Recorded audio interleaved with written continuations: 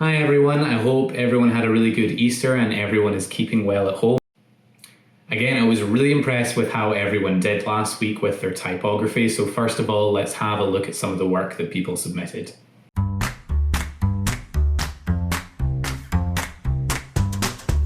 Okay, so for those of you that chose the brief for La Parfum, I was looking for a brand that communicated to me that it was elegant and that it was luxurious as well. And I think we can definitely see that in what people have submitted. A lot of people have kind of went for the nice flow through the letter, no sharp edges. Quite like this one because it's a little bit different. It still definitely looks elegant because I think it's quite simple and quite slim in parts. And you've definitely went for a minimal look, but because it's so minimal, it actually looks really modern as well. Although it's still elegant, I think these ones are a little bit more playful as well, which is quite nice. And if you want to do a little illustration with your brand, that's always good as well. Potato Essentials. I think I know what that's in reference to.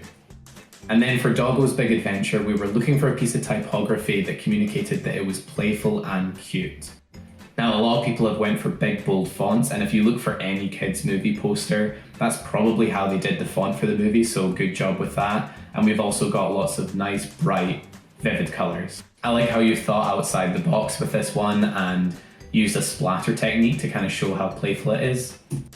Now, I don't think this would work for absolutely every font, but I think because it is a kids' movie, it was a really good idea to actually have each word as a separate image and illustration. I think that works really well. This is really well done, and also it has glitter in it. And if you're ever unsure of how to make something better, glitter is always an excellent option. Really well done.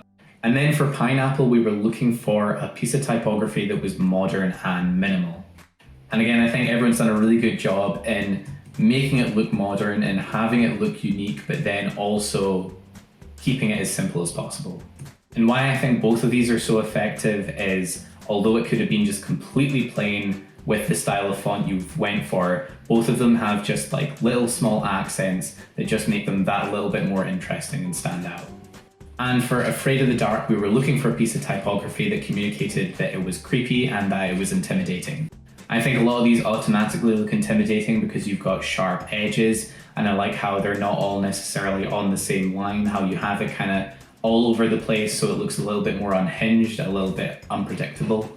So for Space Pirates, we were looking for a piece of typography that was bold, eye-catching, and futuristic. So there's quite a lot to work with that one in terms of what you can do. I think this is the one that people have created the most varied responses to, which is really good to see. I like how some are really kind of bold and fun and kind of have an 80s sci-fi vibe, whereas some of them are actually quite modern and quite simple in how they look. Having those two bars running through this is a really simple but effective idea. I don't know why, it just makes it seem way more modern. I don't know if it makes it seem like, you have these kind of geometric lasers in the piece.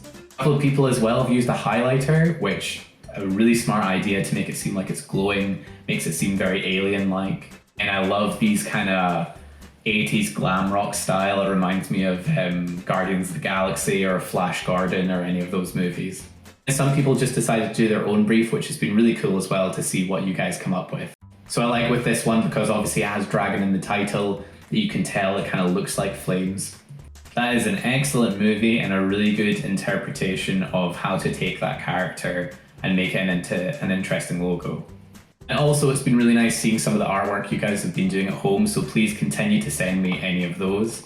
Star Wars reference, I'm always going to be happy about. Someone sent me this. It's a really, really good drawing of an Ewok, like really impressive, really good tonal work. And in the message they said that they think they're either hurt or they're dancing, which are two quite conflicting things, but really excellent drawing. Any Star Wars drawings, please send them in. These are really great cartoons. I don't know who this banana is in the suit, but I'm a fan. Really nice, I think they're watercolors of people dancing. I think whenever you're doing a drawing or a painting of someone in movement, it's quite a difficult thing to do to communicate that the figure is moving, and I like how we have all these streaks of color to kind of communicate movement. Really nice job. And really good show and excellent painting as well. Really nice color use in it too. I think it's done on a canvas as well. It's a really nice tribute to the NHS. I'm not sure if that seems to be using the technique we did in the first lesson with the repeat pattern, so it's nice to see it used for something like that. This drawing of a cat is genuinely excellent.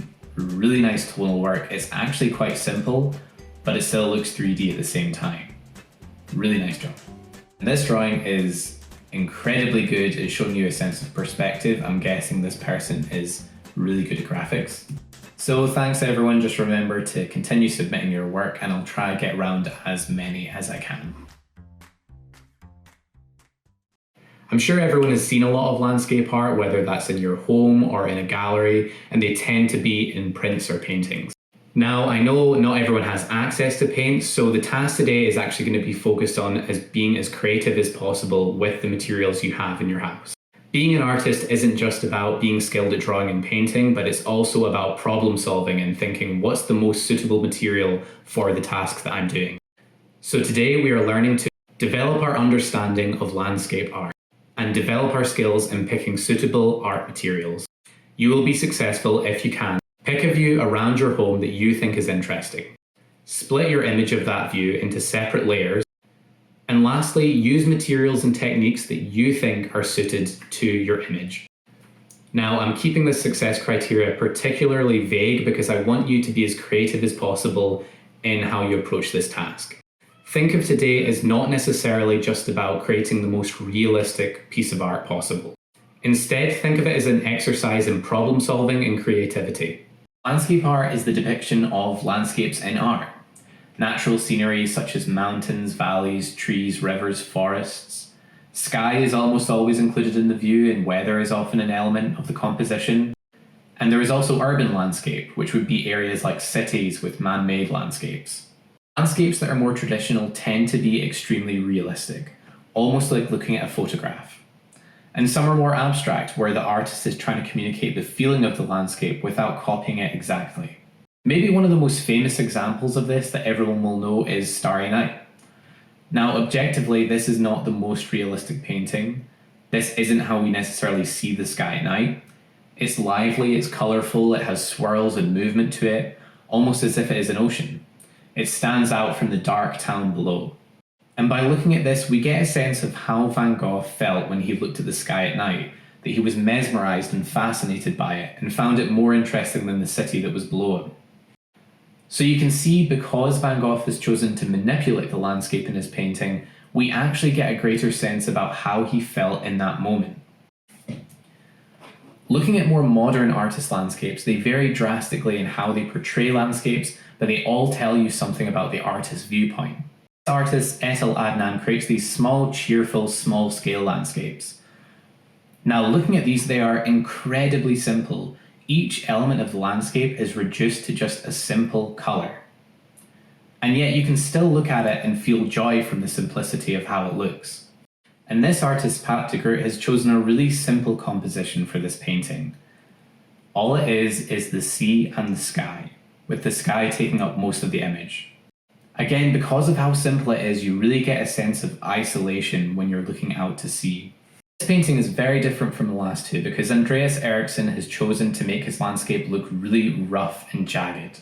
This is certainly a much more intimidating looking landscape than the last two. So you can see from all these artists' work, you get hugely different feelings from their landscapes. And that is because they have thought very carefully about the materials they use and about how they want to communicate the feeling of the landscape. I was actually inspired to do this lesson because my flatmate has been doing landscape paintings. We were watching the show Race Across the World and they were at the Salt Lakes in South America. Inspired by the colours, shapes and forms of what she saw, she painted a landscape inspired by it. And here she has done a landscape inspired by Glasgow at sunset. Now I'd like you to try and create your own landscape. Now that might seem quite intimidating after all the pieces I've shown you, but remember, it's not about creating a masterpiece, it's about finding as creative a solution as possible. So the first thing you want to do is either take a photo of your landscape or you can draw it live. Although there are plenty of nice photos on the internet to work from, it's important that you create your own. As detailed as a photo can be, you're never going to get as much information from it as you would if you see it in real life. So either choose something you can see from your home, or if you're out on a walk and want to take a photo to work from, just make sure to take some time to really study the landscape while you're there. And sometimes the weather can make a huge difference to how interesting your image is. If it's a sunrise or a sunset, is it moody in the rain or is it bright and happy with the midday sun? It's completely up to you. Now here I have quite a basic image I'm going to work from. It's just the view from my garden. I've been looking at it every day for a while now and it's become ingrained in my memory. So the first thing you want to do is split your image into layers. Now this could be the ground in the sky or the ground in a building, or maybe you have something else in your foreground that would count as a layer. So for me, looking at this image, there are 3 clear layers. There's the sky, the building, and then the tree in front. For each of these layers, I need to make them feel distinctive and they need to stand out from each other.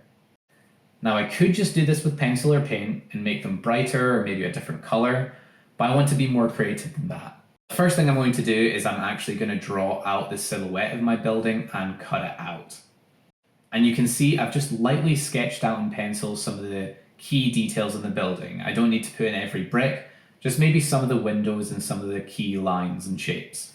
Now the buildings are quite dark and they have quite a rough texture. So I'm going to use one of the things in my kitchen. Now I quite like painting with this quite a lot. I'm going to use some coffee. Now you can get really nice, deep, rich brown colors with coffee, and you can also get a roughness in the texture as well, which should suit my building. Now I'm going to go in and work in some of the coffee, just like watercolors, into my building. And again, it doesn't necessarily have to be completely realistic. I'll maybe just work into some of the darker shadows a bit more, a little bit of dry coffee to maybe get some of the crumbly texture. And then once I've done that, I'm going to work in with a pen just to show some of the detail. So now I've got my buildings, and now I want to think about how I'm going to do the sky. Now the thing that stands out to me about the sky in this image is, although it is overcast, it stands out significantly from the rest of the image. That is because it is much brighter. And what I'm going to do is I'm going to continue with my kitchen theme, and I'm going to do the sky with tinfoil.